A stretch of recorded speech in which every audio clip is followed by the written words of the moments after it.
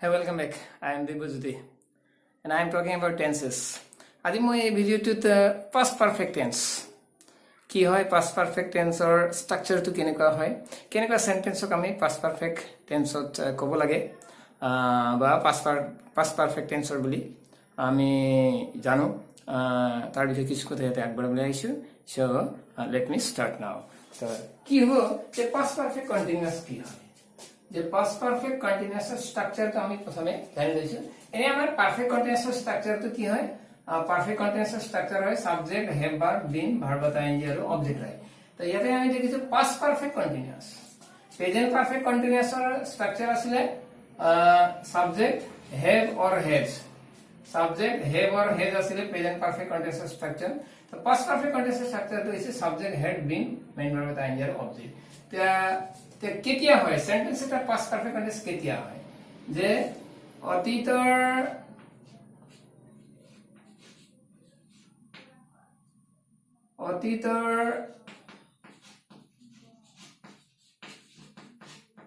নিৰ্দিষ্ট সময়লৈকে বা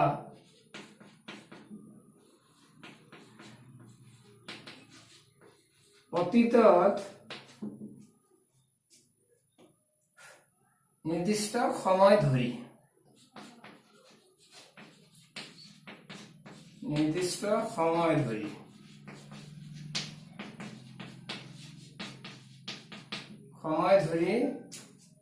ইয়াত কৈছে কি অতীতৰ নিৰ্দিষ্ট সময়লৈকে বা অতীতৰ নিৰ্দিষ্ট সময় ধৰি কোনো এটা কাম হৈ আছিল বা চলি আছিল.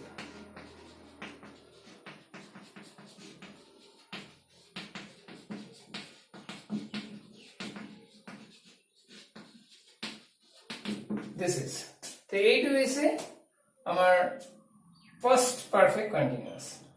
অতীতৰ নিৰ্দিষ্ট সময়লৈকে বা অতীতৰ নিৰ্দিষ্ট সময় ধৰি কোনো এটা কাম হৈ আছিল বা চলি আছিল. অতীতৰ নিৰ্দিষ্ট সময়লৈকে কিবা এটা হৈ আছিল, কথাটো মন কৰিব লাগিব. অতীতৰ নিৰ্দিষ্ট সময়লৈকে কিবা এটা সময়লৈকে কামটো চলি আছিল, হৈ আছিল, এইটো হ'ব past perfect continuous. নেক্সট, অতীতৰ নিৰ্দিষ্ট সময় ধৰি কামটো হৈ আছিল, সেইটো হ'ব কি আমাৰ past perfect continuous. এতিয়া যেনে আমি ইয়াতে এক্সাম্পল ল'ব পাৰো. সাপোজ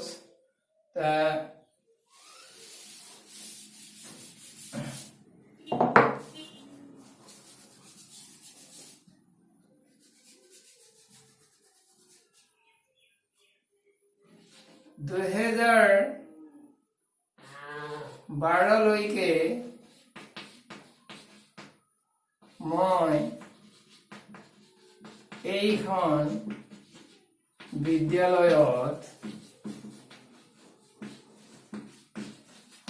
পঢ়ি আছিলো.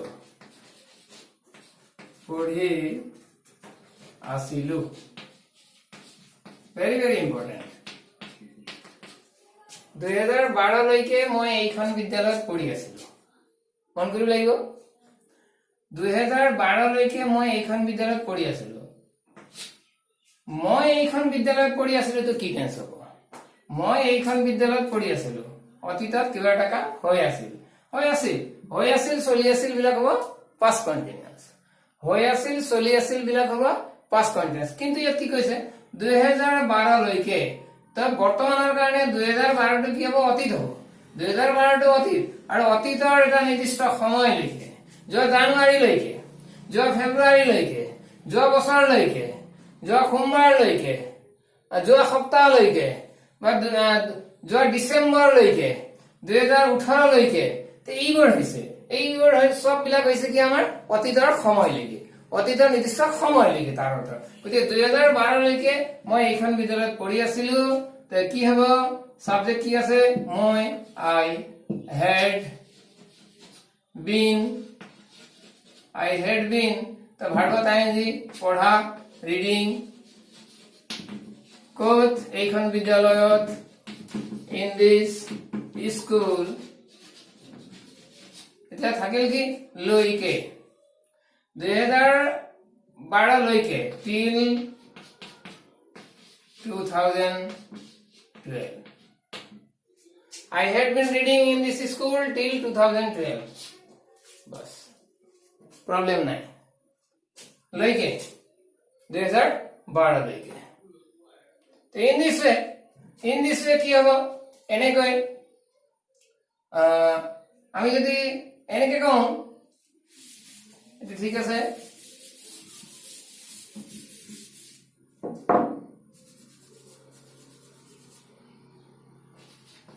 দহ বছৰ ধৰি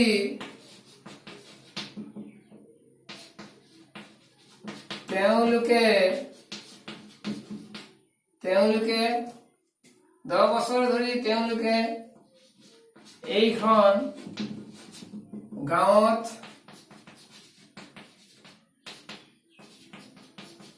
বাস কৰিছিল বা বাস কৰি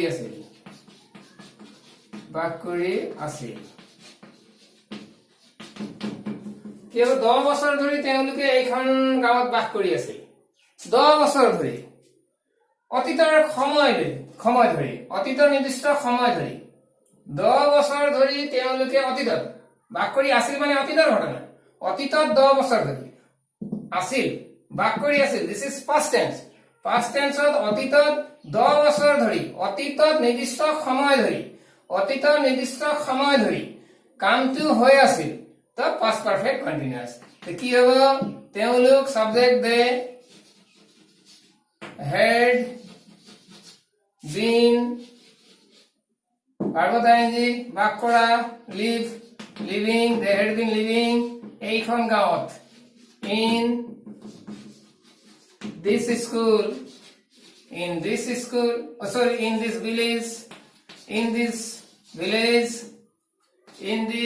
village তো থাকিল কি 10 বছৰ ধৰি ধৰি means for 10 বছৰ 10 years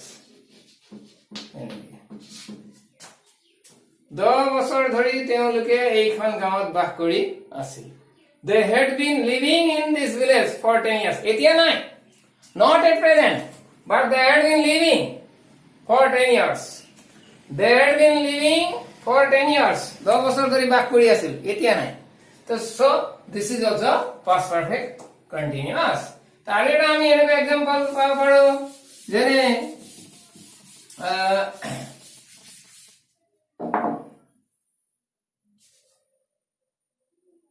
যোৱা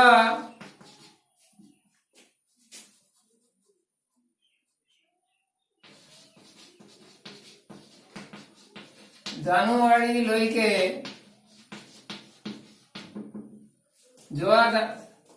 আচ্ছা এইটো নি দিলো বেলেগ এটা সেন্টেন্স দিলো যেনে আমি যদি চাওঁ তেতিয়াহলে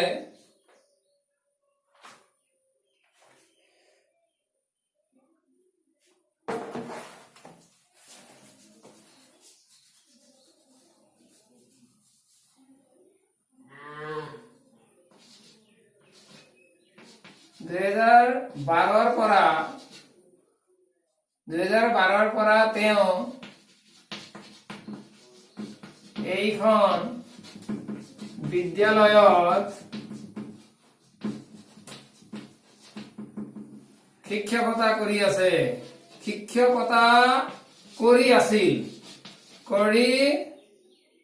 শিক্ষকতা কৰি আছিল 2012 পৰা তেওঁ এইখন বিদ্যালয়ত শিক্ষকতা কৰি আছিল সাপোজ an example 2012 পৰা তেওঁ এইখন বিদ্যালয়ত শিক্ষকতা কৰি আছিল তে 2012 পৰা 2010 পৰা 2001 পৰা আমি 2001 পৰা দিব পাৰো ইয়াতে একো নাই 2001 পৰা তেওঁ এইখন বিদ্যালয়ত শিক্ষকতা কৰি আছিল এনেকুৱা সেন্টেন্স হ'ব পাৰে তো এতিয়া নাই 2001 পৰা অতীতৰ নিৰ্দিষ্ট সময়ৰ পৰা কামটো হৈ আছিল এতিয়া নহয় কিন্তু নিৰ্দিষ্ট সময়লৈকে নিৰ্দিষ্ট কিবা এটা সময়লৈকে আছিল তো সো ইয়াতে কি হ'ব এনেকুৱা আছে অতীতৰ নিৰ্দিষ্ট সময়ৰ পৰা কামটো হৈ আছিল তে কামটো হৈ আছিল তে ইয়াতে এই যেটা আমি দেখিলো 2001 পৰা অতীতৰ নিশ্চিত সময়ৰ পৰা কিবা এটা সময়লৈকে কামটো হৈ আছে, এতিয়া হৈ থকা নাই, so he তেওঁ means subject he had been কি কথা কৰা teaching, he had been teaching এইখন বিদ্যালয়ত in this school পঢ়া since 2001 এনেকুৱাও হয় দেখিলো 2001 পৰা তেওঁ এইখন বিদ্যালয়ত শিক্ষকতা কৰি আছিল, he had been teaching in this school since 2001 তেনেকুৱাও হয়। তো নেক্সট কি হ'ব অকমান বেলেগ প্ৰকাৰ এটা এক্সাম্পল দি আছো।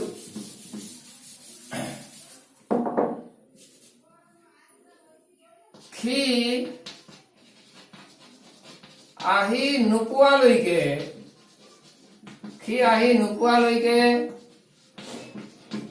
আমি ফুটবল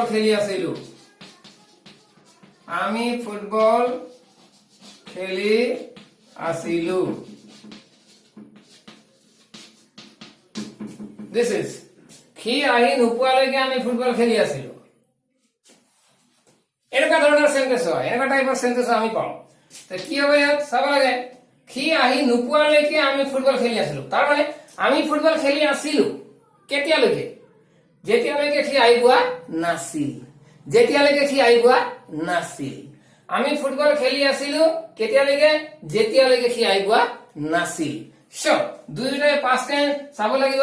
ইয়াতে আমাৰ কি হ'ব, এই সি আহি নোপোৱালৈকে অতীতৰ নিৰ্দিষ্ট সময় কিবা এটা কাম, অতীতৰ নিৰ্দিষ্ট সময় নহয় পেলাই অতীতৰ নিৰ্দিষ্ট কামো হ'ব পাৰে, অতীতৰ নিৰ্দিষ্ট সময় নহয় পেলাই অতীতৰ নিৰ্দিষ্ট কাম হ'ব পাৰে, কিয়নো সি আহি পোৱাটো কিবা এটা সময়তে আহি পাইছে। সো সি আহি নোপোৱালৈকে তাৰ মানে যেতিয়ালৈকে সি আহি পোৱা নাছিল, এই কথাটো মন কৰিব লাগিব, সময় নিৰ্দিষ্ট সময়লৈকে। সো ইয়াতে কি হ'ব, এতিয়া হ'ব past perfect continuous, আমি ফুটবল খেলি আছিলো, we had been playing football,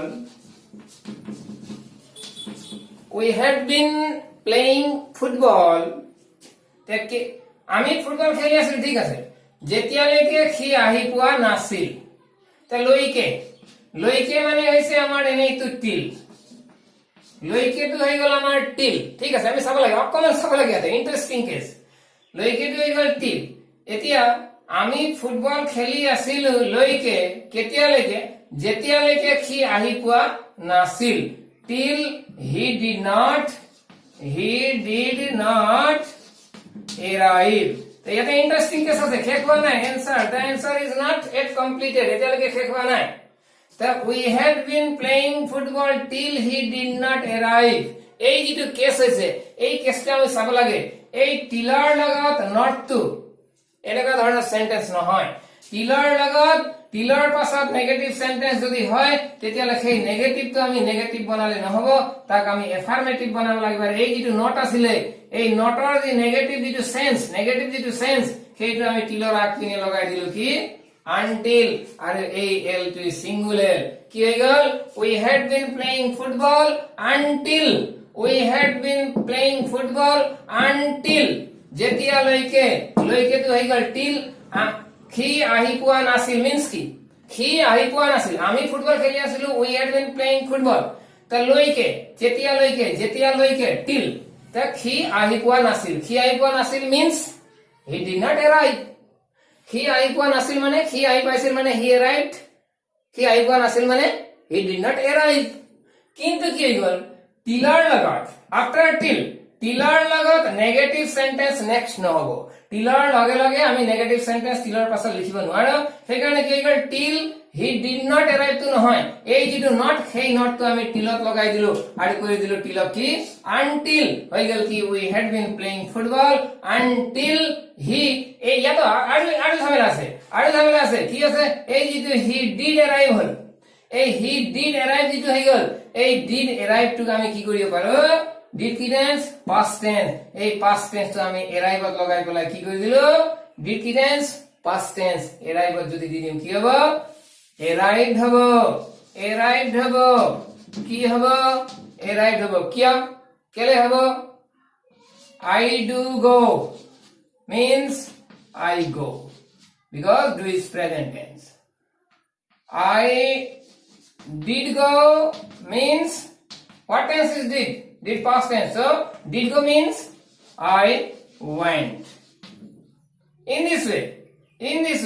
যদি আমার এনেকা হয় he does go তো কি হবে he does to go লগাই দিলে কি হবে goes হবে in this way he did arrive মানে কি হবে তো he did arrive did was right কি হবে he arrived হবে অবশ্যই হবে তো সব very very important চাব লাগিব ইয়াত কেলে হৈছে arrive to until to কৰব আহে আমি দেখিলো যে কি হল দেখি আহি নোপোৱালৈকে আমি ফুটবল খেলি আছিলো we had been playing football until he arrived we had been playing football until he arrived until to কেনেকে হল বা arrived to কেনেকে হল ইয়াত did আছিল সেইবোৰ কথা কোৱা হল emphatic do ইয়াত প্ৰভাৱ আছে emphatic do ব্যৱস্থাটো আমি emphatic do টো আমি আতৰাই দিলো আতৰাই পেলাই he did arrive to আমি he arrived কৰি দিলো this is it is আমাৰ কি যে past perfect continuous so very very important এনেকুৱা ধৰণৰ সেন্টেন্স আমি পাই থাকো